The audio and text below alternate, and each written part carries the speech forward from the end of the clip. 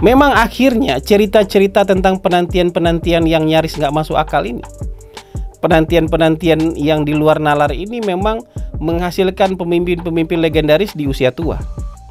Nah, itu mungkin yang dibilang oleh Gus Dur juga suatu ketika kan, akan ada satu orang yang akan jadi presiden di usia tua. Nah, kita nggak tahu nih di Indonesia apakah akan mengikuti jejak itu. Karena hari ini ada satu orang calon presiden yang memang penantiannya lama. Dia dipecat juga sama kayak Anwar Ibrahim. Anwar Ibrahim dipecat tahun 99. Nah, ini orang juga dipecat tuh sekitar tahun segitu. Nah, penantian dia panjang. Sudah sekian kali ikut pemilu, kalah. Sudah sekian kali ikut mencoba, kalah.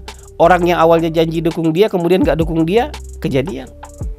Apakah dia akan seperti Anwar Ibrahim, Aung San Suu Kyi, Nelson Mandela? Kita wallahu a'lam. Tapi bahwa dia merupakan bagian dari orang yang tidak pernah menyerah dalam penantian-penantian yang sangat panjang, dalam penantian-penantian yang sangat tidak wajar, benar.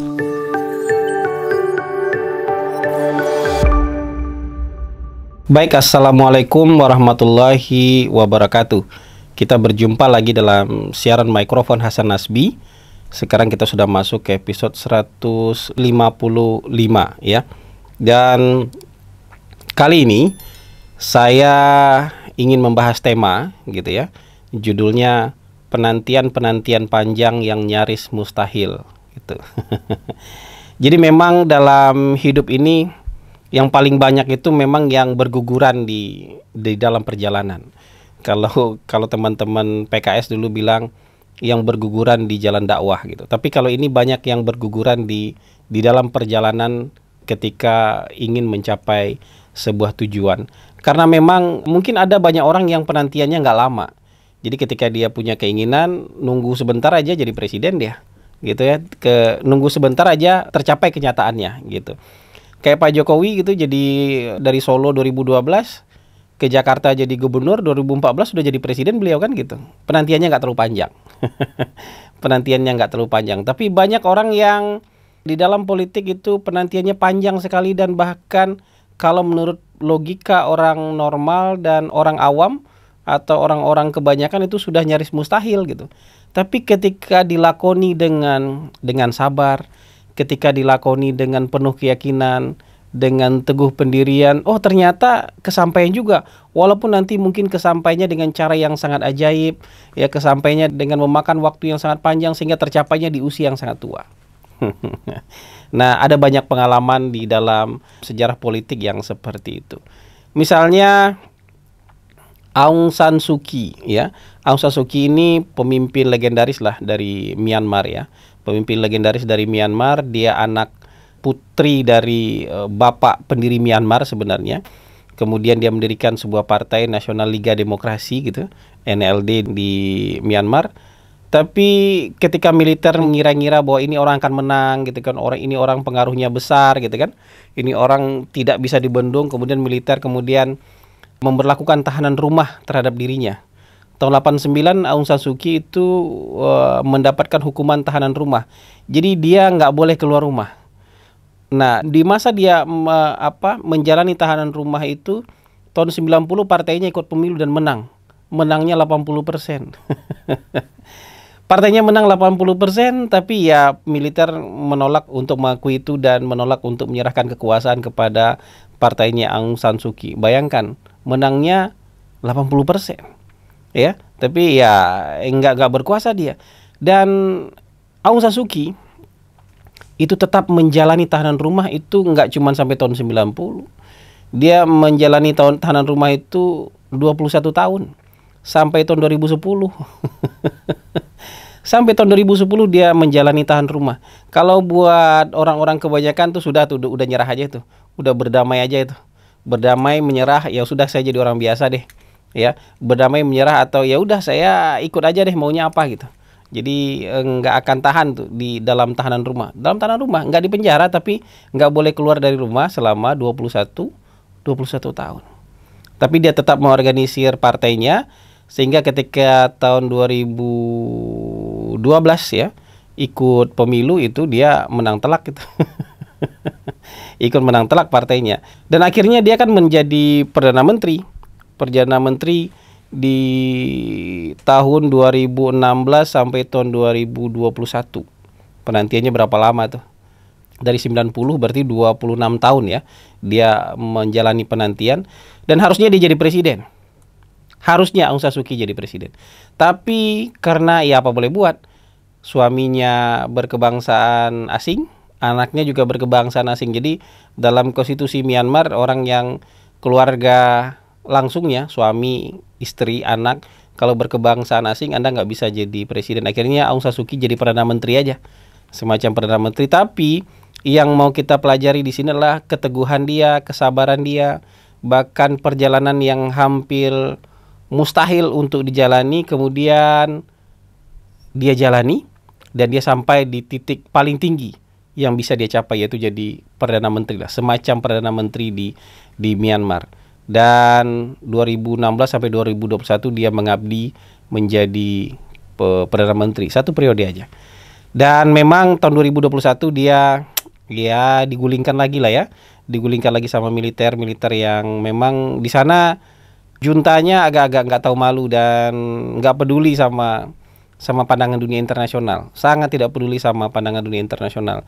Dan Aung San Suu Kyi itu ditangkap, diberikan tuduhan macam-macam, dan kalau misalnya dijumlah dengan berbagai tuduhan itu, hukuman penjara yang harus dia jalani di usia yang sudah berapa sekarang nih? Mungkin 78, 79 tahun. Dia harus menjalani hukuman penjara mungkin 33 tahun. Atau sekurang-kurangnya, kalau dikurang-kurangi, sekurang-kurangnya 27 tahun dia harus menjalani hukuman penjara. Itu saking gilanya ya, saking takutnya orang dengan Aung San Suu Kyi, saking takutnya junta dengan Aung San Suu Kyi. Tapi yang bisa kita pelajari adalah kesabaran dia menjalani sebuah proses yang nyaris mustahil, kemudian akhirnya berhasil juga. Mungkin kesalahan dia adalah dia tidak mampu memprotek dirinya ketika misalnya setelah satu periode dia tidak mampu memprotek dirinya. Ada juga Nelson Mandela. Nelson Mandela ini lahir tahun 1918 ya. Udah tua sekali nih. Ya, dia sudah meninggal juga sekarang ya. Dia itu di penjara 27 tahun. Ya, karena dia memimpin ya African National Congress, sebuah organisasi partai politik anti apartheid ya, anti diskriminasi rasial, dan dia di penjara. Di penjara itu 27 tahun, nggak main-main. Di penjara 27 tahun tapi tetap memimpin organisasi. Kalau Aung San Suu Kyi tadi di tahanan rumah, orang masih bisa berkunjung bebas ke dia. Kalau ini dia di penjara beneran, di penjara di tempat terpencil lagi. Susah orang mengunjungi dia, tapi dia tetap memimpin partai dengan kesabaran dia, ketabahan dia, ya, konsistensi dia, jiwa yang tidak kenal menyerah. Nah, jadi kalau orang yang punya cita-cita itu ya nggak boleh menyerah. Dan dia akhirnya ya dibebaskan. Begitu dibebaskan, dia ikut pemilu tahun 94, menang dia. Menang mutlak dia ya, jadi presiden Afrika Selatan dia. Ya, jadi presiden satu periode aja dia. Ya, dia jadi presiden di usia 76 tahun ya. Nelson Mandela tuh jadi presiden di usia 76 tahun. Kalau Aung San Suu Kyi tadi jadi Perdana Menteri di usia 71 tahun. Karena lama penantiannya. Aung San Suu Kyi menjadi Perdana Menteri di usia 71 tahun. Nelson Mandela berhasil mencapai apa yang dia inginkan, mengeksekusi apa yang dia cita-citakan tuh di usia 76 tahun. Lama memang penantian. Bahkan itu penantian yang nyaris mustahil karena di dalam penjara. Tapi 76 tahun dia jadi presiden. Kemudian satu periode juga. Satu periode aja, habis itu diserahkan kepada orang lain. Dan dia jadi pemimpin yang legendaris. Aung San Suu Kyi jadi pemimpin legendaris. Nelson Mandela jadi pemimpin yang legendaris. Di negara tetangga kita ada juga yang akan jadi pemimpin legendaris. Bukan Mahathir Mohamad. Mahathir Mohamad udah jadi Perdana Menteri dari muda. Dia jadi unik dan jadi legend karena jadi Perdana Menteri 2 kali. Kali keduanya di usia 92 tahun. Tapi bukan itu yang mau saya ceritakan. Tapi ada orang yang secara kapasitas, makom, kewibawaan, popularitas itu bersaing dengan Mahathir Mohamad. Ya, namanya Datuk Sri Anwar Ibrahim. Datuk Sri Anwar Ibrahim ini umur 33 tahun sudah jadi menteri. Ya, mungkin ada 3 atau 4 pos menteri yang kemudian dia duduki. Sampai tahun 93 mungkin sampai tahun 998 Dia itu sudah jadi wakil Perdana Menteri. Ya. Jadi di usia yang masih muda itu 46 tahun usianya dia sudah jadi wakil Perdana Menteri. Ya kan? Orang waktu itu sudah menyangka ini Perdana Menteri setelah Mahathir Muhammad ini nih. Nggak ada lagi orang ini brilian, pinter, ya kan? Populer, banyak dapat dukungan masyarakat. Anwar Ibrahim ini pendukungnya luar biasa loyal. Tapi tahun 99, bayangkan, udah selangkah lagi menuju kursi Perdana Menteri. Tahun 99 dipecat dia sama bosnya, sama orang yang sangat percaya sama dia. Dipecat dia sama Mahathir Muhammad. Ya, habis dipecat oleh Mahathir Muhammad, dipecat loh. Dari wakil Perdana Menteri, lagi jaya-jayanya, dipecat nih sama Mahathir Muhammad. Kemudian dituduh harus masuk penjara nih orang. Dituduh sodomi, dituduh korupsi. Korupsinya nggak terbukti, tapi kemudian yang dimasukin penjara itu tuduhan sodomi. Dan tuduhan sodomi ini nggak sekali aja, 2 kali dia masuk penjara gara-gara tuduhan sodomi. Dibikin oleh penguasa. Dia keluar tahun 2004 bikin partai dia. Iya. Ya dia tahun 2004 bikin Partai Keadilan Rakyat PKR. Ya kan? Tapi ya gitu. Dia ikut pemilu, ya kan? Dia berhasil ikut pemilu, partainya dia dapat dukungan dari masyarakat. Tapi tahun 2015 dapat lagi dia tuduhan sodomi.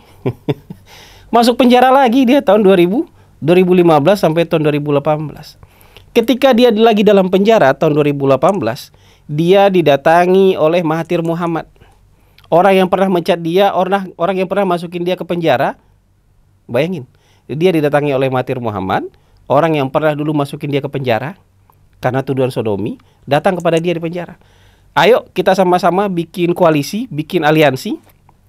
Ya, kita tumbangkan Najib Razak, Perdana Menteri yang sekarang, karena sudah kebangetan kata Mahathir Muhammad. Ya kan? Kita tumbangkan dia. Nanti begitu kita menang pemilu, kamu saya bebaskan dari penjara. Setelah kamu bebas dari penjara, kursi Perdana Menteri saya kasih ke kamu. Itu janji dari Mahathir Muhammad. Menang. Koalisi Mahathir Muhammad bersama Anwar Ibrahim menang pemilu. Mahathir Muhammad jadi Perdana Menteri. Anwar Ibrahim dibebaskan. Anwar Ibrahim dibebaskan, tapi Mahathir Muhammad nggak kunjung berikan kursi Perdana Menteri kepada Anwar Ibrahim. Kecewa dong. Iya kecewa. Dia kecewa sudah penantiannya lama. Dimasukin penjara berkali-kali dengan tuduhan yang entah apa tuduhannya. Dituduh macam-macam kan ini. Apalagi di negara Melayu Muslim ini ada tuduhan sodomi, itu kan luar biasa ini. Tapi dia jalani itu semua. Dia jalani itu dengan kesabaran, dengan penantian. Mungkin penantian 24 tahun. Sampai tahun 2022. Sampai tahun 2022 partainya menang pemilu. Walaupun nggak menang mutlak, tapi dia bisa jadi Perdana Menteri. Berapa tahun dia nunggu? 24 tahun. Dengan penuh kesabaran, udah nyaris mustahil, keluar masuk penjara. Akses ekonomi dia juga mungkin ditutup semua. Ya kan? Sudah dijanjikan jabatan kemudian dikhianati. Tapi dia tetap sabar. Iya udah. Penantian ini nyaris mustahil, tapi kita harus sabar. Dan dia jadi Perdana Menteri, terpilih jadi kepala pemerintahan Malaysia di usia 75 tahun. Memang akhirnya cerita-cerita tentang penantian-penantian yang nyaris nggak masuk akal ini, penantian-penantian yang di luar nalar ini memang menghasilkan pemimpin-pemimpin legendaris di usia tua. Nah itu mungkin yang dibilang oleh Gus Dur juga suatu ketika kan, akan ada satu orang yang akan jadi presiden di usia tua. Nah kita nggak tahu nih di Indonesia apakah akan mengikuti jejak itu. Karena hari ini ada satu orang calon presiden yang memang penantiannya lama. Dia dipecat juga sama kayak Anwar Ibrahim. Anwar Ibrahim dipecat tahun 99. Nah ini orang juga dipecat tuh. Sekitar tahun segitu. Dari ketentaraan. Diberhentikan dari ketentaraan. Ya. Kemudian tahun 2004 pernah ikut konvensi. Setelah itu dia bikin partai. Ya kan. Beberapa kali mencalonkan, kalah. Dituduh macam-macam. Dituduh penculik, dituduh biang kerusuhan, dituduh apa lagi? Pelanggar HAM, itu segala macam. Seolah-olah jenderal di masa rejim sebelumnya itu cuma satu dia aja. Seolah jenderal-jenderal yang lain itu pada masa itu jenderal baik semua. Dan harus dia yang menanggung dosanya. Penantiannya panjang lah, penantian dikhianati. Sudah janjian sama orang oke, tahun ini saya maju jadi calon wakil presiden, tapi tahun depan partai partai koalisi ini akan berjanji 5 tahun lagi partai koalisi ini berjanji mengusung dia dengan perjanjian batu tulis misalnya untuk menjadi capres yang sampai sekarang nggak jadi kenyataan. Dikhianati oleh orang-orang yang misalnya pernah dia bantu, ya kan? Yang hari ini membuat dia nggak mundur sedikit pun dan nggak berhenti membantu orang, tidak berhenti membesarkan orang. Bayangkan kalau di rumahnya dia itu, di padepokan dia itu di Hambalang itu, setiap minggu dia melatih ratusan orang kader Gerindra, kader partainya dari seluruh Indonesia. Yang mungkin hasil kaderisasi itu, yang mungkin jumlahnya sekarang sudah belasan ribu itu, ya hasil kaderisasi itu enggak dia nikmati ketika dia masa hidup, ketika dia hidup. Karena kan orang itu berproses dari bawah. Mungkin hasil kaderisasi itu baru muncul 20 tahun lagi, yang dia mungkin nggak lihat lagi. Tapi dia hari ini konsisten melaksanakan itu. Termasuk juga konsisten menjalani proses demokrasi dengan mendirikan partai politik. Nah, penantian dia panjang. Sudah sekian kali ikut pemilu, kalah. Sudah sekian kali ikut mencoba, kalah. Orang yang awalnya janji dukung dia, kemudian nggak dukung dia, kejadian. Apakah dia akan seperti Anwar Ibrahim, Aung San Suu Kyi, Nelson Mandela? Kita wallahu alam. Tapi bahwa dia merupakan bagian dari orang yang tidak pernah menyerah dalam penantian-penantian yang sangat panjang, dalam penantian-penantian yang sangat tidak wajar, benar. Apakah sudah saatnya dia menjadi presiden pada usia tua? Ya, usia 72 tahun, usia tua lah ya. Kan lumayan tua itu. Tapi ya begitu. Legenda-legenda yang ada di dunia yang menjalani penantian-penantian panjang memang kemudian baru berhasil menjadi pemimpin ketika di usia tua. Gitu. Apakah nanti akan kejadian? Wallahu alam. Kita lihat. Kalau masyarakat bilang sudah saatnya, memang ya sudah saatnya. Berarti kemarin-kemarin belum saatnya. Ketika 2009 dia mencoba, belum saatnya. Ketika 2014 dia mencoba, juga belum saatnya. 2019 dia coba lagi, mungkin juga belum saatnya. Dan mungkin saatnya sekarang. Setelah mencoba berkali-kali, saatnya baru di tahun 2024 nanti. Begitu saja mungkin yang kita bisa bahas kali ini ya.